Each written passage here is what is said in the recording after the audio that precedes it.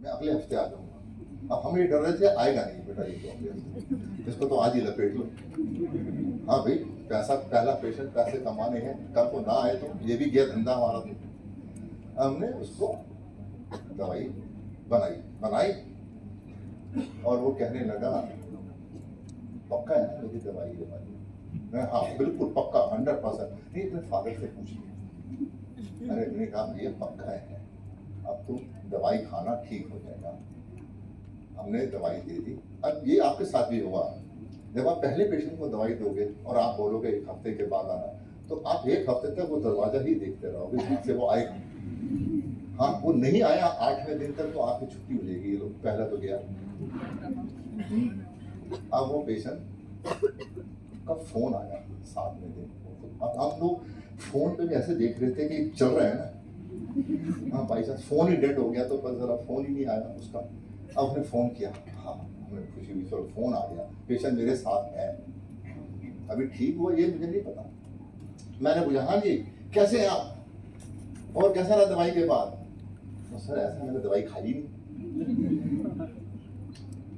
दवाई नहीं खाई? दवाई क्यों नहीं खाई? 1 हफ्ते से मेरे प्राण ऊपर नीचे हो रखे हैं और तुमने दवाई ही नहीं खाई। कहता नहीं मैंने सोचा आपने फादर से पूछा। अब मैंने कहा भाई फादर से पूछा, उन्होंने कहा बिल्कुल बेटा तू परफेक्ट है, you are the best doctor in the world, तू बिल्कुल सही सोची तूने दवाई, तो खा लेना दवाई। ठीक है। अब ऐसे और दूसरा हम वो लाइन की एक्सपेक्ट कर रहे थे जो वो लाने वाला है, लाइन लगाने वाला है मेरी क्लिनिक के बाद। वही प्रॉमिस था उसका कि भाई लाइन लगेगी। अब हम सोचते इसको आना तो लाइनें लग जाएंगी हमारे घर के पास।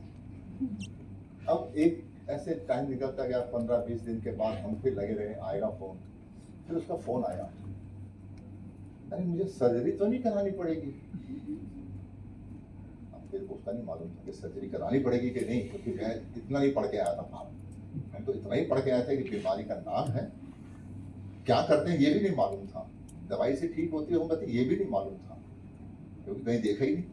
कोई ओपीडी नहीं थी हमारी ऐसी कोई जहाँ पे हमें ऑस्टोराइटिस के केसेस क्योर दिखा दे या सॉल्व भी दिखा दे। हम तो पढ़ के निकल आए बाहर, मैनेज कर रहे थे।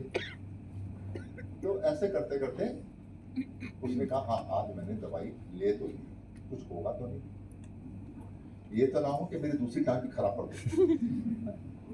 अच्छा हम इसी उलझन में केस को स्टडी भी किया, उसको दवाई भी दी। हाँ ये था कि सिम्टोमेटिक रिलीफ उसको मिला, लेकिन मुझे लाइन नहीं मिली जो उसने लगानी थी। फिर वो पेशेंट अपना गर्दिश में खो गया, आगे पता नहीं कहाँ गया, क्या करा उसने।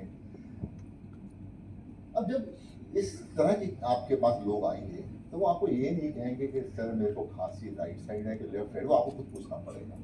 खांसी सुबह होती है शाम को होती है, आपको खुद पूछना पड़ेगा। ठीक है, वो तो खांसी बोल के चुपचाप बैठ जाएगा, बस आपको कुछ नहीं पता आगे क्या करना है।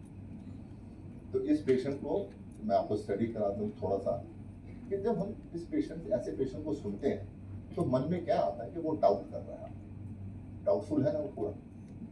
मैंने वो डिग्री भी पूछा, तो ये भी पूछा आपने करा कि नहीं करा। तो पहले एक स्टेट ऑफ माइंड करते हैं, रूप मतलब हम मेंटालिटी देखते हैं। स्टेट ऑफ माइंड कहती है कि ये पेशेंट डाउटफुल है। जैसे आपके पास क्लिनिक में जो पेशेंट आएंगे, इको है ना, आवाज में, तो वो आपको ये पूछेंगे सर ये बीमारी जो है होम्योपैथी से ठीक होती है? ये क्वेश्चन बहुत आएगा आपको, आप उसको सेटिस्फाई करने लग जाएंगे, होती है कि नहीं होती है, हाँ ये वो। आपको सबसे बड़ा एक स्टेट ऑफ माइंड मिल गया that is a doubt, symptom मिल गया आपको कि पहला तो पक्का ये डाउटफुल पेशेंट है। अब डाउटफुल पेशेंट को आप स्टडी कर रहे हो जो पहले से डाउट लेके आ गया, तो आपके मन में एक सिम्टम तो क्लियर हो गया, ये है डाउटफुल। अच्छा कुछ पेशेंट आएंगे, सर मेरे को पक्का लगता है मैं ठीक हो जाऊंगा, पक्का, ये आ गया होपफुल वाले पेशेंट। तो आपको पहले पता चल जाएगा जो पेशेंट सामने बैठा है उसका स्टेट ऑफ माइंड जो है वो होपफुल है। अब ये जो पेशेंट था इसका स्टेट ऑफ माइंड डाउटफुल था और सस्पिशियस। ये पता चल गया ये सस्पिशियस है, और सस्पिशियस को आप कन्विंस नहीं कर सकते, उल्टा लटक जाओ। आप कुछ भी कर लो वो आपसे क्वेश्चन पूछता रहेगा, जब तक वो सस्पिशियस स्टेट में रहेगा।